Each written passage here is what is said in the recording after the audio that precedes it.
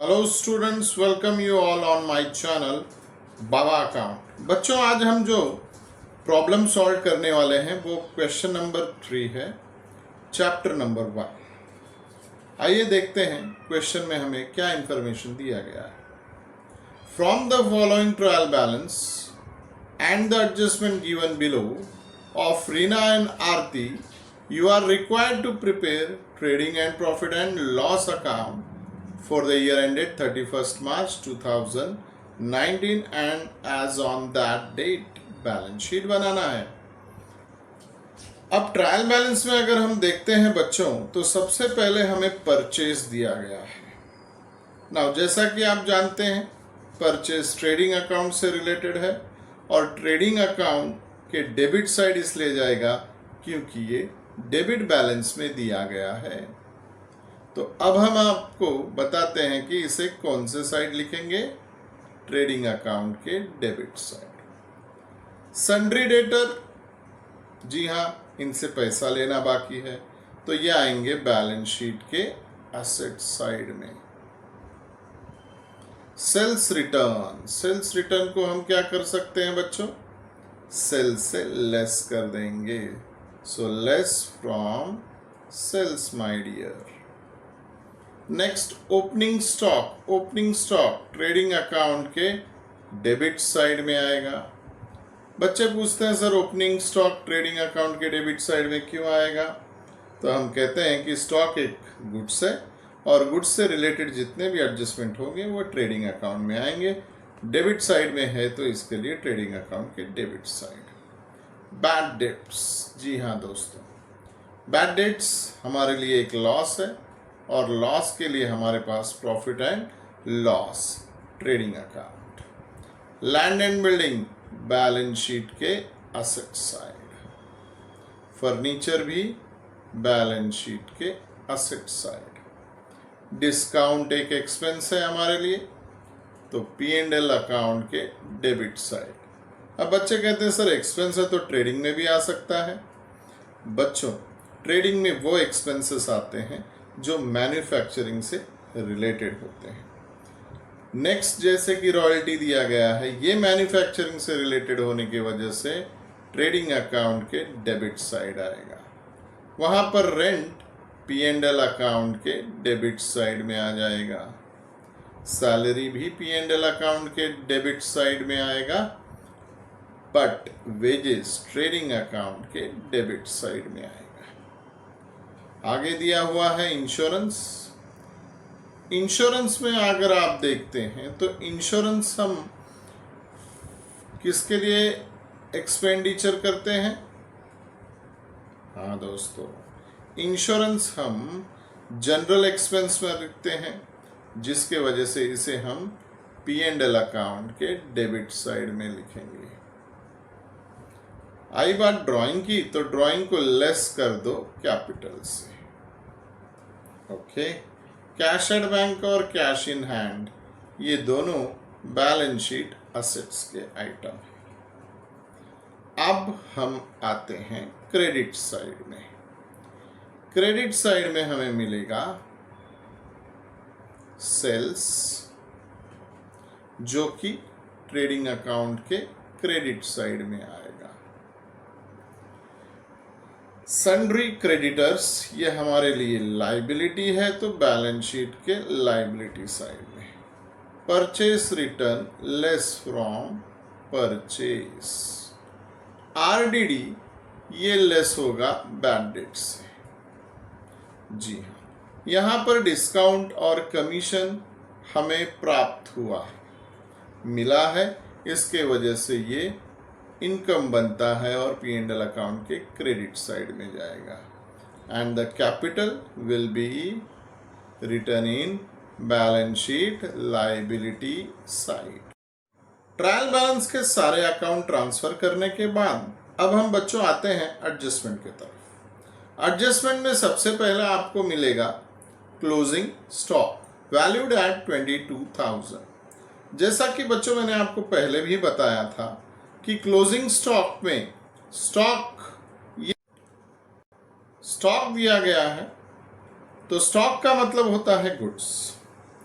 Goods से relation है आपका ट्रेडिंग अकाउंट का, बट ये क्लोजिंग स्टॉक होने की वजह से ट्रेडिंग अकाउंट के क्रेडिट साइड में लिख दिया जाएगा। सो आपका एक पहला इफेक्ट ट्रेडिंग अकाउंट के क्रेडिट साइड में। दूसरा इफेक्ट सर, स्टॉक बेचा जा सकता है और बेचे जाने वाली सारी चीजें असेट्स कहलाई जाती हैं। तो सेकेंड इफेक्ट आपका जाता है बैलेंस शीट के असेट्स। एडजस्टमेंट नंबर 2 में आपसे कहा गया है right of bad debts 900, right of यानी बैड डेट्स को बैड डेट्स को डेटर से कम कर देगा, राइट ऑफ, करेक्ट। तो ये 900 रुपीज बैड डेट्स आपका और बन गया, जिसके वजह से आपको लेस फ्रॉम डेटर करना होगा और सेकेंड इफेक्ट बैड डेट्स में ऐड कर देना है। रिजर्व फॉर डाउटफुल डेप्ट, बच्चों रिजर्व फॉर डाउटफुल डेप्ट फ्यूचर में होने वाले बैड डेट्स के लिए रिजर्व किए जाने वाला पैसा है।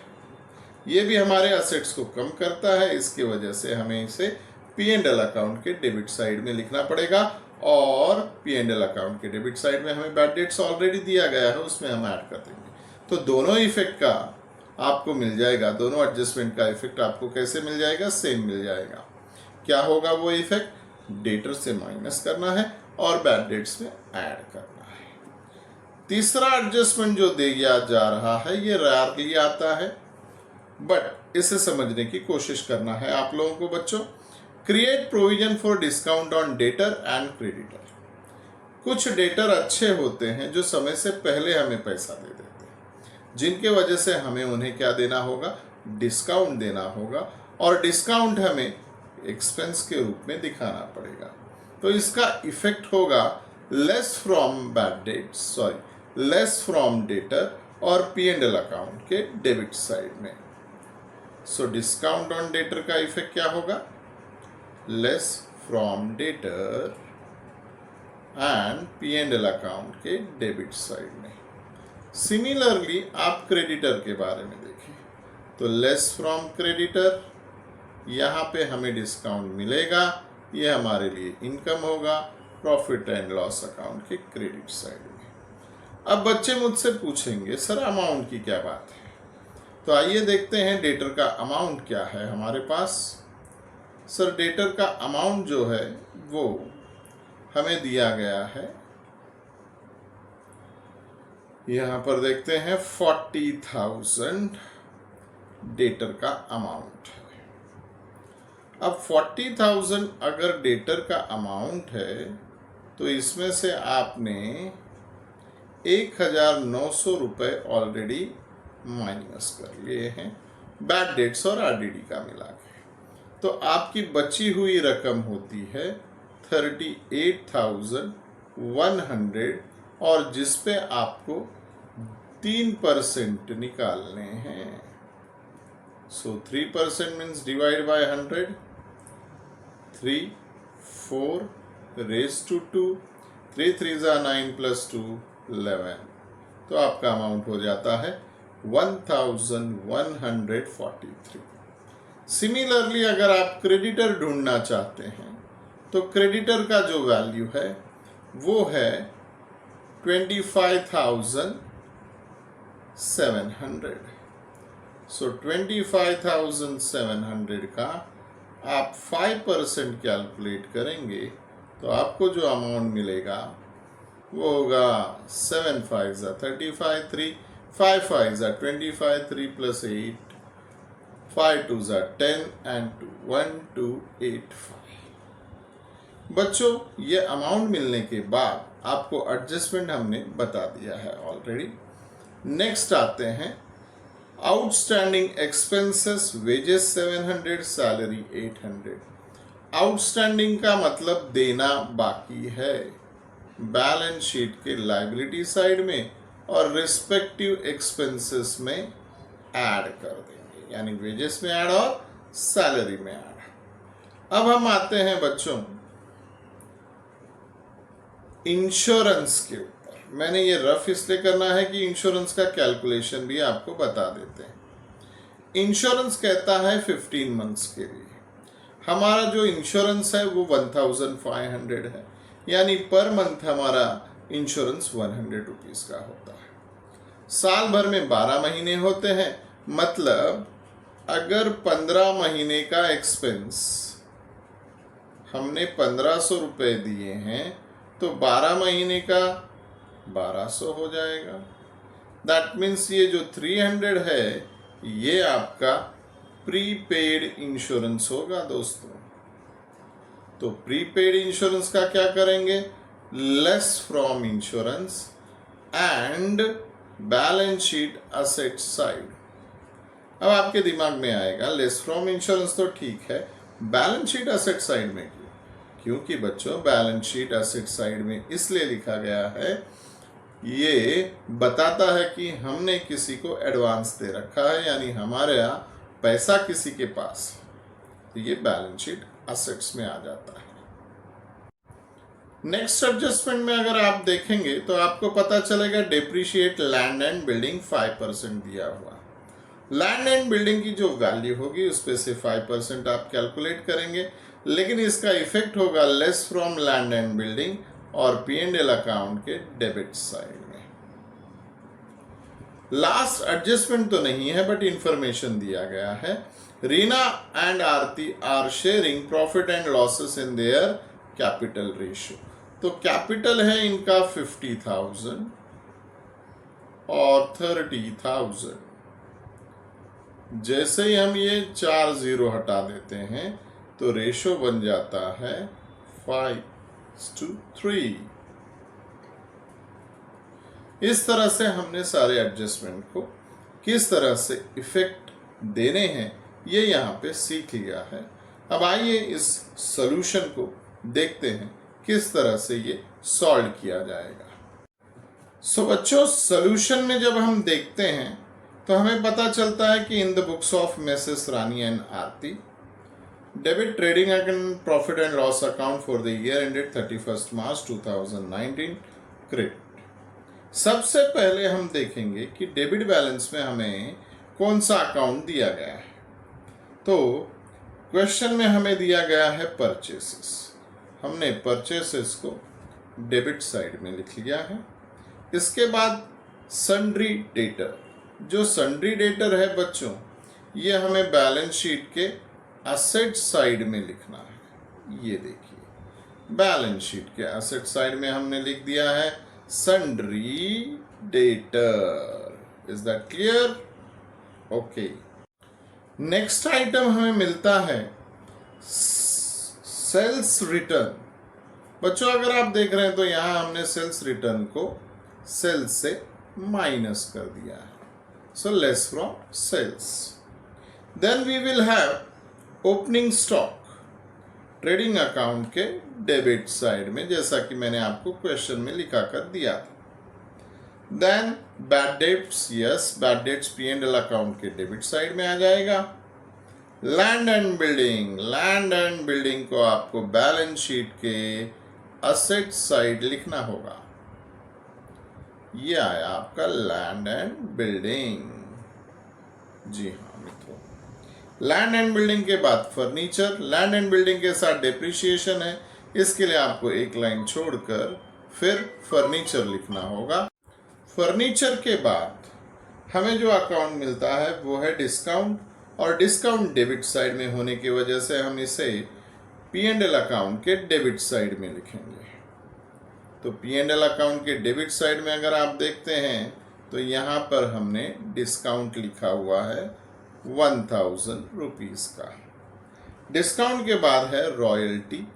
रॉयल्टी हमें ट्रेडिंग अकाउंट के डेबिट साइड में लिखना है।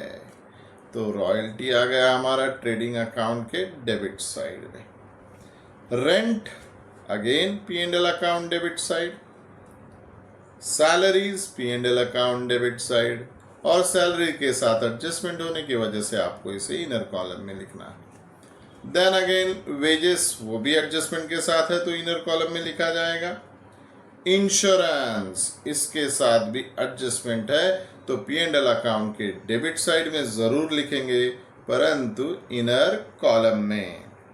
अब आती है बात ड्राइंग की। तो बच्चों, ड्राइंग आपको कैपिटल से लेस करना है।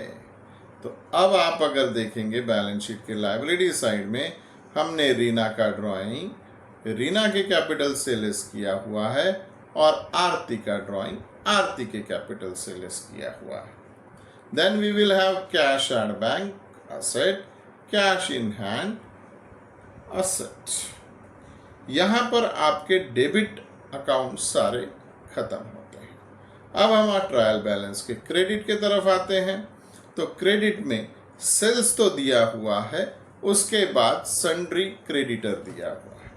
सन्ड्री क्रेडिटर को हमने लायबिलिटी में इनर कॉलम में रखा हुआ है, क्योंकि क्रेडिटर के साथ यहाँ पे एडजस्टमेंट दिया गया है। इसके बाद हम देखेंगे तो हमें पता चलता है कि सारे अकाउंट्स हमें ट्रेडिंग या प्रॉफिट एंड लॉस के डेबिट में लिखने हैं। तो अगर आप देखेंगे तो नेक्स्ट अकाउंट है सेल्स, जो कि हमने ट्रेडिंग अकाउंट के क्रेडिट साइड में लिखना है। परचेस रिटर्न, तो हम इसे परचेस से माइनस कर देते हैं। Then we will have RDD, जो कि आपका बैड डेट से लेस हो रहा है। यहां पर ये है आपका, और 800 रुपीज माइनस कर रहे हैं। डिस्काउंट और कमीशन इनकम है, तो इसे हमने ट्रेडिंग अकाउंट के क्रेडिट साइड में लिख दिया है। एंड कैपिटल आपको बैलेंस शीट के असेट साइड में दिखाना है, लायबिलिटी साइड में दिखाना है।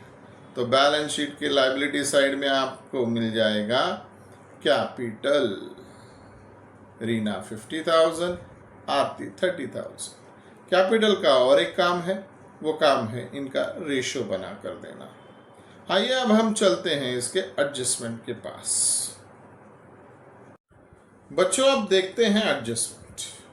सबसे पहला एडजस्टमेंट है क्लोजिंग स्टॉक, जिसका पहला इफेक्ट अगर आप देखेंगे तो बैलेंस शीट के असेट साइड में दिया हुआ है 22,000 का। सेकेंड इफेक्ट आपको ट्रेडिंग अकाउंट के क्रेडिट साइड में देखने मिलेगा। तो ट्रेडिंग अकाउंट के क्रेडिट साइड में देखेंगे तो यहाँ पे आपको क्लोजिंग स्टॉक दिखाई दे रहा है बच्चों, 22,000 का। नेक्स्ट एडजस्टमेंट में उन्होंने कहा है right of bad debts 900 and new RDD 1000। तो अगर हम देख रहे हैं यहाँ पे, तो हमारे पास बैड डेट्स है 500 का, 900 का न्यू बैड डेट्स ऐड कर दिया गया है और 1000 का न्यू आरडीडी ऐड हो गया है। टोटल मिला के जब हम ओल्ड आरडीडी से 800 माइनस करते हैं तो 1600 दिखाई देगा। इसके बाद जब हम बढ़ते हैं सेकेंड इफेक्ट के लिए, तब हम सन्ड्री डेटर से माइनस करते हैं bad debts 900, RDD 1000। Still bad debts के साथ सन्ड्री डेटर के साथ एक एडजस्टमेंट पेंडिंग है, इसके लिए हम इसको इनर कॉलम में ही रखेंगे। Third adjustment, create discount on debtor and creditor.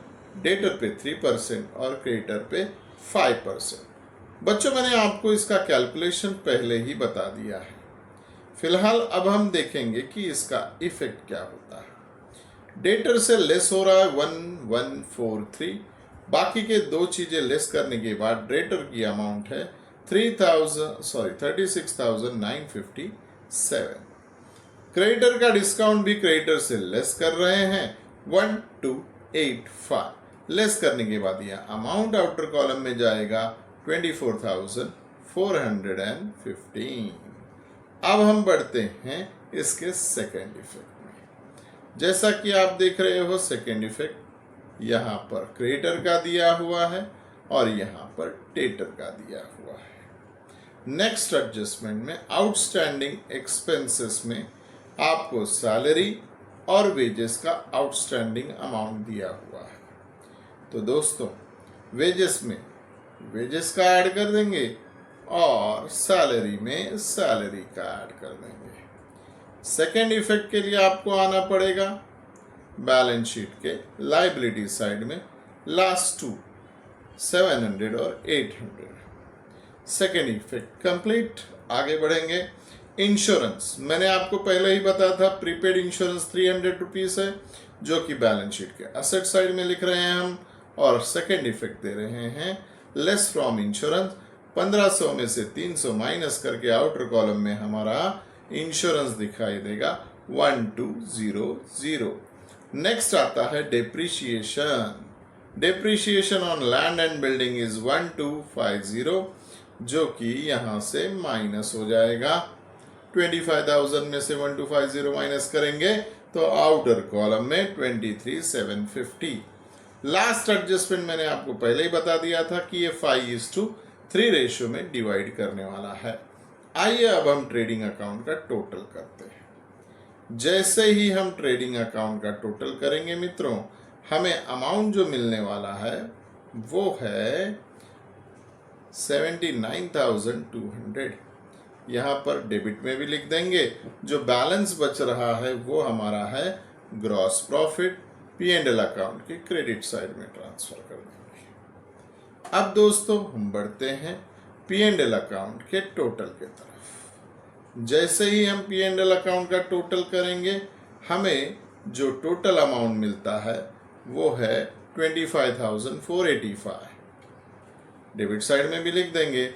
बचा हुआ अमाउंट है 13,592, जिसे हम रीना और आरती को 5:3 रेशियो में बांटेंगे तो हमें मिलेगा 84955097 और इसे हम ऐड कर देंगे कैपिटल में।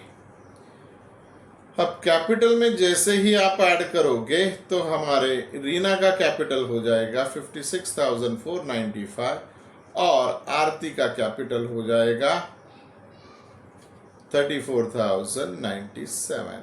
तो दोस्तों इस तरह से जब आप बैलेंस शीट की टोटल करोगे तो वो टोटल 1,16,507 डेबिट यानी असेट साइड में भी मिलेगी, क्रेडिट यानी लाइबिलिटी साइड में भी मिलेगी। इस तरह से ये आपका balance sheet tally. I hope आपको ये सोल्यूशन पसंद आया होगा। अगर वीडियो आपकी इंफॉर्मेशन के हिसाब से ठीक है तो इसे लाइक करें, कमेंट करें, शेयर करें और बेल आइकन प्रेस करना न भूलें, कारण माणूस भारी आहे आणि मंडळ आभारी आहे।